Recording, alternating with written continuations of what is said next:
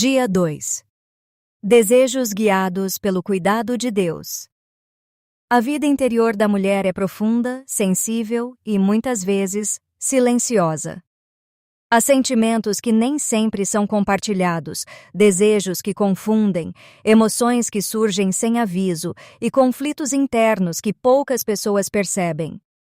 Muitas mulheres aprenderam a lidar sozinhas com essas batalhas, carregando dúvidas, culpas e medos no coração, sem saber se poderiam levá-los à presença de Deus. Deus, porém, não se afasta daquilo que é delicado ou complexo. Ele conhece cada emoção antes mesmo que ela seja compreendida. O Criador que formou o coração humano também deseja cuidar do que se passa dentro dele. Não há nenhuma área da vida que esteja fora do alcance da graça divina, nem mesmo aquelas que parecem difíceis de explicar ou organizar. Neste capítulo, o convite não é para repressão nem para julgamento, mas para descanso. Descanso em um Deus que compreende os sentimentos, conhece os desejos e oferece direção com amor. Antes de qualquer mudança de comportamento, o Senhor deseja estabelecer um relacionamento de confiança, onde o coração aprende, pouco a pouco, a ser guardado, orientado e curado. É a partir dessa certeza de que Deus se importa com o que acontece dentro do coração da mulher e deseja cuidar de cada área da sua vida, que podemos falar com reverência e segurança sobre a sexualidade. Assim como todas as demais faculdades humanas, ela foi criada por Deus e declarada boa. No plano original do Criador, o desejo não era fonte de culpa, conflito ou vergonha, mas parte harmoniosa da experiência humana. Contudo, após a entrada do pecado, aquilo que deveria ser governado pela razão e pela comunhão com Deus passou a lutar pelo controle do ser. É nesse cenário que muitas mulheres enfrentam batalhas internas profundas entre desejo, consciência moral e espiritualidade. A Bíblia não trata o desejo como algo inerentemente mau. Pelo contrário, ela reconhece que sentimentos, impulsos e emoções fazem parte da natureza humana. O problema surge quando esses desejos passam a governar a vontade, substituindo a direção do Espírito Santo. O apóstolo Paulo afirma: "Digo, porém, andai em espírito, e não cumprireis a concupiscência da carne." Essa declaração revela que a vitória não está na repressão cega, mas na submissão consciente à direção divina. Desejos guiados pelo cuidado de Deus. Digo, porém, andai em espírito, e não cumprireis a concupiscência da carne.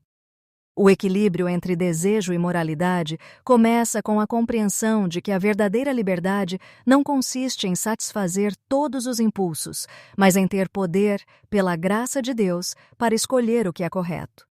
Ellen White declara que o domínio próprio é uma das mais elevadas provas do poder da religião cristã.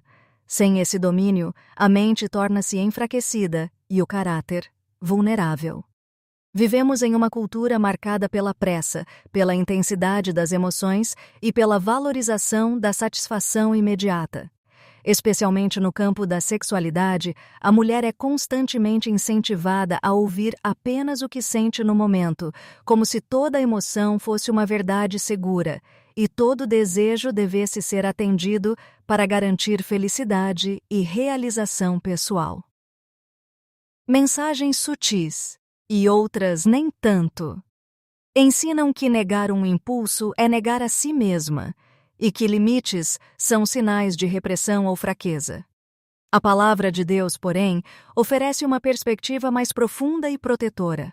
Ela reconhece a realidade dos sentimentos, mas também revela que o coração humano, quando não está sob a influência do Espírito Santo, pode ser enganoso e instável. Isso não significa que as emoções sejam más, mas que elas não foram criadas para governar sozinhas as decisões da vida. A espiritualidade bíblica convida a mulher a acolher seus sentimentos com honestidade, mas a submetê-los ao exame da palavra e à direção amorosa de Deus, que vê além do momento presente e conhece as consequências de cada escolha. Deus, que vê além do momento presente e conhece as consequências de cada escolha. É nesse contexto que o apóstolo Paulo apresenta a vontade de Deus de forma clara e cuidadosa. Esta é a vontade de Deus, a vossa santificação, que vos abstenhais da prostituição, que cada um de vós saiba possuir o seu vaso em santificação e honra, não na paixão de concupiscência, como os gentios que não conhecem a Deus. Ao usar a expressão vaso, Paulo se refere ao corpo como algo precioso, confiado por Deus, digno de cuidado e respeito. O chamado à santificação não é uma negação do desejo, mas um convite a vivê-lo sob a honra e a reverência de quem conhece a Deus e confia em seu cuidado. Nesse ensino, o Senhor revela que o autocontrole não é perda, mas proteção, não é prisão, mas liberdade espiritual. Quando o corpo é tratado como vaso sagrado, as escolhas deixam de ser guiadas apenas pela pressão externa ou pela emoção momentânea e passam a refletir identidade, propósito e esperança. A mulher que aprende a viver sob esse princípio descobre que Deus não limita sua alegria, mas a guarda.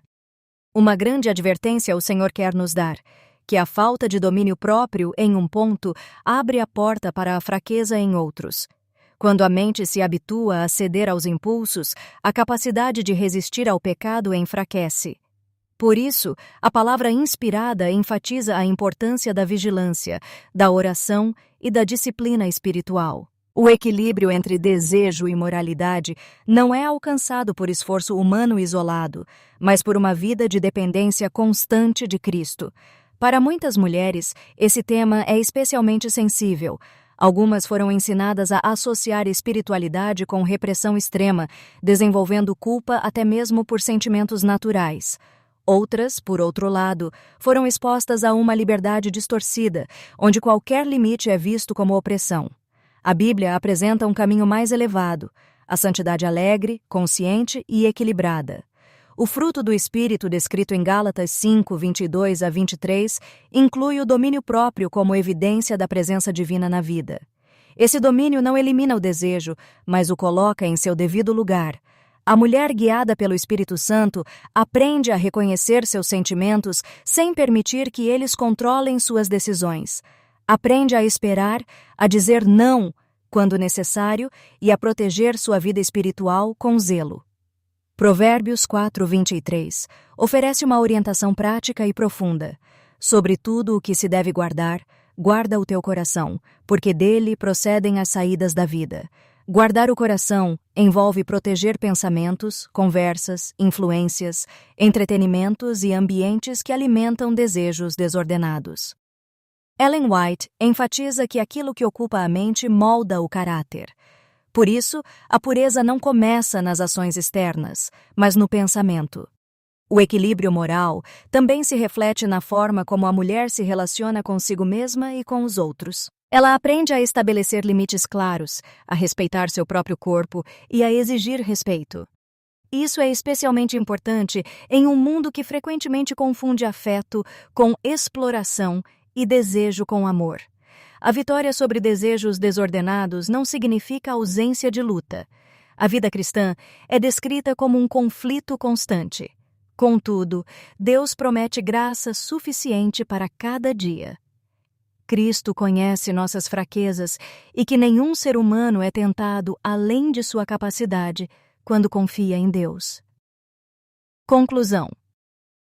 Ao escolher diariamente submeter seus desejos à vontade divina, a mulher desenvolve força espiritual, clareza moral e paz interior. Ela descobre que a verdadeira alegria não está na satisfação momentânea, mas na consciência limpa e na comunhão com Deus. O Senhor convida hoje cada mulher a entregar não apenas suas ações, mas também seus pensamentos, sentimentos e desejos ao governo do Espírito Santo. Onde houver conflito, Ele oferece equilíbrio. Onde houver fraqueza, Ele concede poder. Paizinho querido, reconhecemos que muitas vezes nossos desejos lutam contra a Tua vontade. Ensina-nos a andar no Espírito, a guardar o coração e a exercer domínio próprio. Submetemos hoje nossa mente, emoções e corpo ao Teu governo. Concede-nos pureza, equilíbrio e paz. Em nome de Jesus, amém.